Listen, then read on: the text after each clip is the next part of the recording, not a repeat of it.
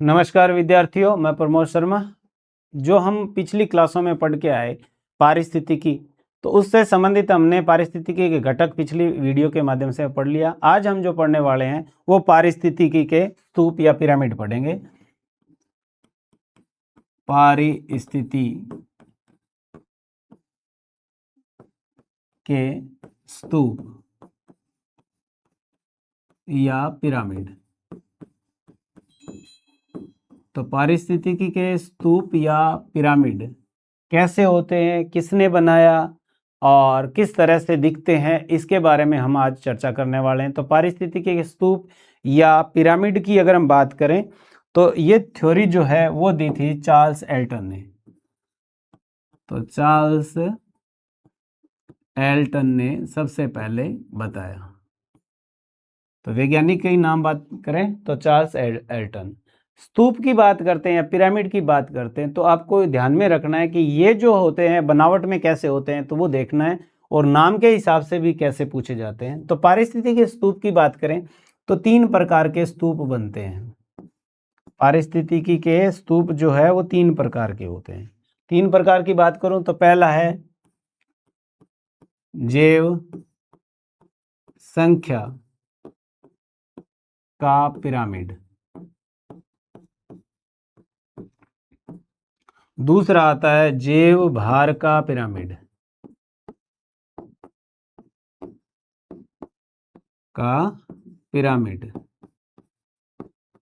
और तीसरा जो आता है वो आता है ऊर्जा प्रवाह का पिरामिड। ऊर्जा प्रवाह का पिरामिड। तो आपको ये याद रखना है कि एक तो पहले ये कि भी जैव संख्या क्या होती है, जैव भार क्या होता है, ऊर्जा प्रवाह क्या होती है, थोड़ी सी इन पे हम चर्चा कर लेते हैं। तो पहले मैं ये बता देता हूं आपको कि ये एक्चुअल में होती क्या चीज है। सबसे पहले जैव संख्या। जैव संख्या की बात करें तो क्या होती है, देखिए, इकाई समय में इकाई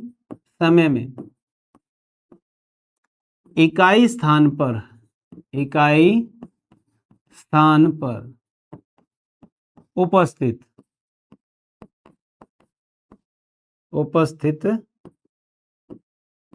समस्त सजीव की संख्या। जैसे मैं एक एग्जांपल दूं कि हनुमानगढ़ के अंदर जनवरी माह में कितने जीव जंतु, कितने वनस्पति और कितने मनुष्य इस एक निश्चित टाइम के अंदर ये काउंटिंग कर ली जाए तो वो क्या कहलाएगी, जैव संख्या। तो इकाई समय यानी जनवरी का पूरा जनवरी माह, और इकाई स्थान यानी कोई निश्चित स्थान, तो वो जो कैलकुलेट होकर पूरी संख्या आती है वो क्या कहलाती है, जैव संख्या कहलाती है। इसी तरह से हम बात करें जैव भार।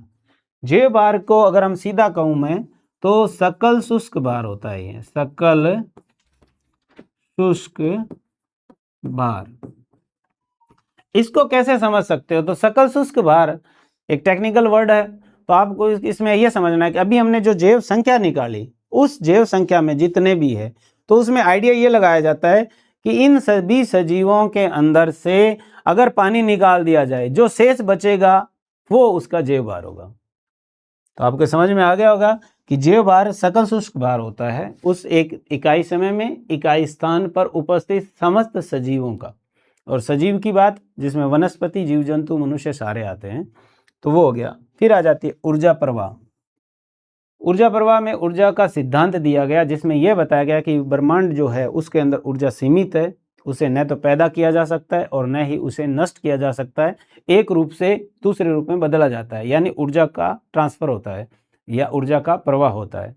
तब इसके बारे में ईपी ओडम जो है उन्होंने बताया था, एक सिद्धांत दिया था, उसके अंतर्गत ये बताया गया कि ऊर्जा प्रवाह जो होती है उसमें क्या होता है। तो आपको याद रखना है कि ऊर्जा प्रवाह में जैसे हम खाद्य श्रृंखला पढ़ते हैं, खाद्य श्रृंखला की अगर हम बात करें तो देखिए, सुनना ध्यान से इसको, जैसे घास पर निर्भर है हिरण और हिरण को खाता है शेर। अब हम सिर्फ इस ऊर्जा प्रवाह के हिसाब से इस श्रृंखला को देखें तो इसके अंदर क्या चीज है कि भी घास से ऊर्जा ट्रांसफर होती है हिरण में और हिरण से ट्रांसफर होती है शेर के अंदर। तो इस सिद्धांत के अनुसार ये कहा गया कि जब ऊर्जा अपने उच्च स्तर के अंदर जाती है तो उस ऊर्जा का एक बड़ा हिस्सा जो होता है लगभग 90% वो वायुमंडल में चला जाता है। तो इस तरह से अगर कहे तो ऊर्जा जब ट्रांसफर होती है तो सबसे कम ऊर्जा किस में होगी, शेर में होगी, और सबसे ज्यादा ऊर्जा किस में होगी, घास में। इसको हम प्रूव भी करें। देखिए मान लीजिए जो घास का मैदान है उस पे कई हिरण निर्भर है और उन कई हिरणों पर एक या दो शेर है वो निर्भर है। तो घास के अंदर ऊर्जा मान लेते हैं हम 1000 किलो कैलोरी, ये इतनी ऊर्जा है। तो ये ऊर्जा जब अगले जीव में जाएगी तो इसका 90% तो वायुमंडल के अंदर चला गया। अब जो शेष बची है तो 10% तो वो क्या है कि अगले जीव के अंदर चली जाएगी। यानी इसका अगर 10% करेंगे तो 100 किलो कैलोरी जो है वो हिरणों के अंदर चली जाएगी। अब इसका फिर ट्रांसफर हुआ किसमें, शेर के अंदर। तो फिर ऊर्जा जो है इसका 90% वायुमंडल में और फिर आगे 10% इसमें जाती है। तो शेर तक पहुंचते पहुंचते ऊर्जा जो है वो घट जाती है और कितनी जाएगी, तो 10 किलो कैलोरी। तो आपको याद रखना है कि खाद्य श्रृंखला के हिसाब से जो है वो इस तरह से ऊर्जा का स्थानांतरण होता है। तो ऊर्जा प्रवाह के बारे में जब हम पिरामिड का जिक्र करेंगे तो हम समझेंगे कि भी ऊर्जा प्रवाह जो है वो किस हिसाब से पिरामिड का निर्माण करती है।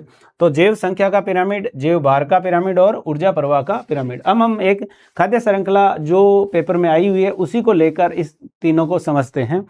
सबसे पहले हम मान लेते हैं कोई खाद्य श्रृंखला है, जैसे जो पेपर में पूछा हुआ है उसी को जिक्र करता हूं मैं। जैसे कोई पेड़ है, इस पेड़ के ऊपर निर्भर पक्षी है और पक्षी पर निर्भर जो है वो पिस्सू है। पेड़ और पेड़ पर निर्भर पक्षी और पक्षी पर निर्भर जो है वो पिस्सू है। तो देखिए अगर हम पहले इस श्रृंखला को इस जैव संख्या के हिसाब से प्रदर्शित करें तो आप देखिए कि मैं जो इमेजिन करके संख्या बताऊंगा तो हो सकता है उस संख्या के अंदर थोड़ा बहुत अंतर आ सकता है, परंतु इनकी सीक्वेंस जो है वो नहीं टूटेगी। तो आप देखिए सबसे पहले हम जैव संख्या देख लेते हैं इसकी। तो जैव संख्या की अगर बात करें तो मैं अगर मान लूं कि पेड़ 1 हो तो उस पर निर्भर पक्षी मान लीजिए 10 है और उन पर जो निर्भर पिस्सू या सूक्ष्म जीव है वो एक पक्षी पर मान लीजिए 5 है। तो पिस्सू के हिसाब से इसके हिसाब से अगर हम करें तो 50। तो कहने का मतलब जो मैंने ये एग्जांपल लिया इसके अंदर जो सीक्वेंस है वो नहीं टूटेगी। संख्या ऊपर नीचे हो सकती है सीक्वेंस में, आप मानो तो आप इसको मान लो आप कह दो जी मैं तो 20 मानूंगा, तो आपने ये 20 माना तो ये मल्टीप्लाई होगा। तो 20 के ऊपर एक पेड़ के ऊपर मान लीजिए 5 रहते हैं तो 20 5 100 हो जाएंगे। तो कहने का मतलब यहाँ 20 था यहाँ 100, फिर वैसे ही आ जाएगा। एक पक्षी पर जो है जीव है 2 से 3 होते हैं तो वो गुणांक में होगा। तो कहने का मतलब जब जैव संख्या का होगा तो इसी क्रम के अंदर ये बनेगा। अब बात आती है जैव भार की। तो जैव भार की बात करें तो ये उल्टी संख्या में हो जाएगी, यानी क्रम जो है वो बदल जाएगा। तो अगर मैंने कहा था जैव भार सकल शुष्क भार देखा जाता है तो मान लीजिए ये जो है वो उसका सकल शुष्क भार है वो 100 किलो है। तो इसका स्वाभाविक सी बात है इससे कम होगा। तो मान लेते हैं कि हम ये 5 किलो तक के वजन का हो जाएगा। और ये मान ले पिस्सू तो ये 500 ग्राम तक है, या यूं मान सकते हैं कि 0.5 किलो का बन जाएगा। ठीक है। तो ये क्रम जो है वही बात मैंने आपको अभी बताई कि भी क्रम जो है वो नहीं बदलेगा, संख्या बदल सकती है और उसका इस पे जो पारिस्थितिकी पिरामिड है उस पर कोई फर्क नहीं पड़ना है। और ऊर्जा प्रवाह की बात करें तो वो हम इसके अकॉर्डिंग समझ लेंगे कि भी पेड़ से ऊर्जा जो है या निर्भरता है वो इसमें और इसकी करें इस पर। तो ये वही ऊर्जा का सिद्धांत जो अभी हमने डायग्राम के अंदर समझा कि ऊर्जा जब स्थानांतरित होती है तो उसका एक बड़ा हिस्सा जो है वायुमंडल के अंदर चला जाता है और छोटा हिस्सा ही अगले जीव में ट्रांसफर होता है। तो अब हम बात करते हैं पिरामिड की। जैव संख्या का पिरामिड जो है वो पहले समझते हैं। तो जैव संख्या का पिरामिड समझने से पहले पिरामिड बना लेते हैं हम। तो मान लीजिए एक पिरामिड ये है और एक पिरामिड ये है, 2 पिरामिड हम बना लेते हैं। तो ये पिरामिड जो है वो सीधा है और ये पिरामिड जो है वो उल्टा है। अब हम ये देखेंगे कि इसमें बनेगा कौन सा। हमने तो दोनों बनाए। तो देखिए सबसे पहले आपको क्या करना है, बनाने की ट्रिक बता रहा हूं आपको।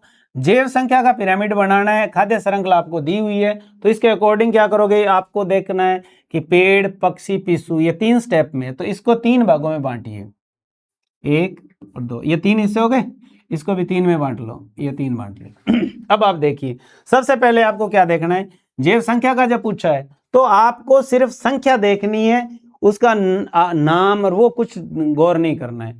तो हमने जब इस जैव संख्या के हिसाब से देखा तो ये चीज देखी, तो इसमें देखिए पेड़ 1 है, पक्षी 10 है, पिस्सू 50 है, तो ये संख्या यहां भर लेंगे। तो देखिए इसमें सबसे छोटा हिस्सा 1 यहां रख दें, दूसरे कलर से कर लेते हैं, 1 यहां रखा, फिर 10 है तो 10 यहां रख लिया, और 50 है तो 50 यहां रखा।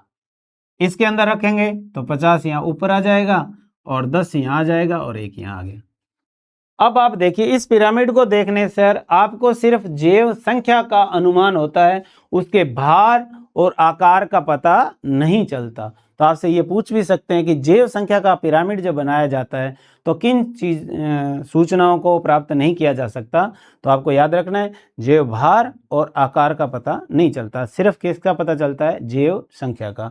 जैसे पता चल रही है हमारे को जैव संख्या, ये खाद्य श्रृंखला दी हुई है, जैव संख्या लिख दी, तो अब आपको इसको देखकर इसके अकॉर्डिंग अगर पूछेगा कोई तो बता दोगे कि भी इस श्रृंखला के अकॉर्डिंग ये क्या है, 1 तो आपको कहोगे पेड़ है जी, 10 क्या है तो पक्षी है, पिस्सू कितने हैं 50 है। इसको देखे कहोगे तो फिर भी बोल दोगे कि 1 क्या है, पेड़ है, 10 पक्षी, 50 पिस्सू, बस ये हुआ। अब आप सीधा और उल्टा में कैसे प्रूव करोगे कि कौन सा सही है। अब इसके लिए क्या करना है कि सपोज करिए आप यहां खड़े हो, इस जगह खड़े हो, और इधर से आप किधर जा रहे हो, पिरामिड की तरफ जा रहे हो। तो आपको देखना है कि खाद्य श्रृंखला कहां से शुरू है, तो खाद्य श्रृंखला कहां से शुरू, पेड़। तो आपको देखना है कि पेड़ जाते ही कौन से पिरामिड में मिलेगा आपको। यहां से जब आप शुरू हुए और इधर गए तो यहां तो आपको क्या मिला, पिस्सू मिला। जब यहां से आप यहां गए तो आपको क्या मिला, सबसे पहले पेड़ इसमें मिला। तो आपको याद रखना है इसके अंदर कि जैव संख्या का पेड़ का जो पिरामिड बनेगा वो सदैव कैसे बनेगा, तो आपको याद रखना है इसका राइट आंसर हो जाएगा उल्टा बनेगा। समझ में आई बात आपके। इसी तरह से अगर हम बात करें जैव भार का पिरामिड, तो जैव भार में सकल शुष्क भार देखा जाता है, उसके आकार और संख्या पर ध्यान नहीं दिया जाता। ऐसे ही पिरामिड उसके बना लेंगे। तो देखिए उसके पिरामिड हम बनाए तो दोनों फिर बनाओ, एक ये पिरामिड हो गया और एक ये पिरामिड हो गया। सपोज करिए ये बने और ये फिर मैंने 3 हिस्से किए। अब आप देखिए इसके अंदर अब हम रख लेते हैं संख्या। तो जैव भार क्या होता है, सकल शुष्क भार, और इस खाद्य श्रृंखला के अंदर सकल शुष्क भार हमने ये निकाल रखा था 100 किलो, 5 किलो और 0.5 किलो। तो ये इसको इसमें भरते हैं। तो देखिए इसको लिखेंगे तो कैसे, तो सबसे पहले 100, फिर लिखा है 5 और फिर लिखा है हमने 0.5, ये लिखा है जो हमने खाद्य श्रृंखला में लिया था। इधर भी लें तो वापिस इधर 100 और इधर 5 और इधर फिर 0.5 किलो के अंदर है।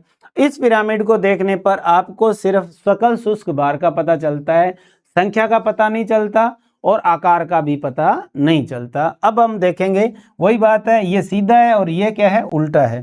तो आपसे पूछ ले कि बताइए कि इसमें कौन सा पिरामिड बनेगा। जैसे ये बना हुआ है सीधा और ये बना हुआ है उल्टा, तो अब आपको पूछे कि इसमें कौन सा बनेगा। तो देखिए आप फिर वही बात है, आप यहाँ खड़े हो, यहाँ से आपको इधर पिरामिड की तरफ चलना है और खाद्य श्रृंखला देखने कहाँ से शुरू है। तो खाद्य श्रृंखला पेड़ से शुरू है, पेड़ के लिए क्या माना हुआ है 100। तो यहाँ देखिए यहाँ से चलते ही 100 आपको यहाँ मिला, तो इसका मतलब इसका राइट आंसर हो जाएगा सीधा। इधर से जा रहे हो तो ये जो है वो पिस्सू के लिए संख्या है, वो गलत हो जाएगा। तो आपको याद रखना है कि जैव भार का पेड़ का जो पिरामिड है वो हमेशा कैसा बनेगा, सीधा बनेगा।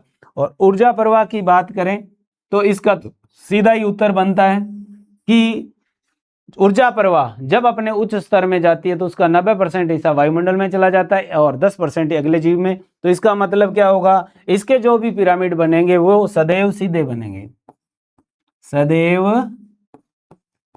सीधा बनेगा। तो इसमें जो पिरामिड है वो सदैव सीधे बनेंगे।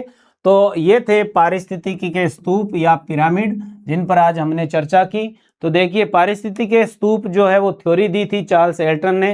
कितने प्रकार के होते हैं सीधा पूछे तो एक होता है जैव संख्या, एक होता है जैव भार और एक होता है ऊर्जा प्रवाह, 3 प्रकार के। फिर हमने जैव संख्या के बारे में समझा कि इकाई समय में, इकाई क्षेत्र में या इकाई स्थान पर उपस्थित समस्त सजीवों की संख्या जो होती है वो जैव संख्या। जैव भार की बात करें तो इकाई समय में, इकाई स्थान पर उपस्थित समस्त सजीवों के सकल शुष्क भार को जैव भार कहते हैं। ऊर्जा प्रवाह के बारे में पढ़ा। ऊर्जा प्रवाह जो है ऊर्जा सीमित है, जब अपने उच्च स्तर में जाती है तो उसका 90% हिस्सा वायुमंडल में चला जाता है, 10% हिस्सा ही अगले जीव में जाता है। इस तरह से जो भी कोई भी खाद्य श्रृंखला होगी उसमें जो अंतिम जो होगा खाद्य श्रृंखला के अंदर उसमें सबसे कम ऊर्जा होगी और जो प्रारंभ में होगा उसमें ऊर्जा सबसे ज़्यादा होगी। फिर हमने एक एग्जाम्पल के द्वारा ये सीखा था कि भी जैव संख्या का जो पिरामिड किसी भी खाद्य श्रृंखला के लिए पूछे तो उसके अकॉर्डिंग हम कैसे इसको सॉल्व कर सकते हैं। तो मैंने उदाहरण दिया था कि पेड़ का जो पिरामिड है जैव संख्या के आधार पर कैसा बनेगा, उल्टा बनेगा, ये बता दिया मैंने आपको। और जैव भार का पूछे तो फिर कैसा बनेगा, तो उत्तर हो जाएगा सीधा बनेगा। और ऊर्जा प्रवाह का पिरामिड तो आपको याद रखना है कि सदैव कैसा बनता है, सीधा ही बनता है, क्योंकि प्राथमिक जो आएगा उसमें सबसे ज़्यादा और फिर धीरे धीरे क्या होती है, कम होती है। आज की क्लास को यहीं विराम देते हैं। उम्मीद करता हूँ कि आप अपना प्यार यूं ही यूट्यूब पर बनाए रखेंगे। धन्यवाद।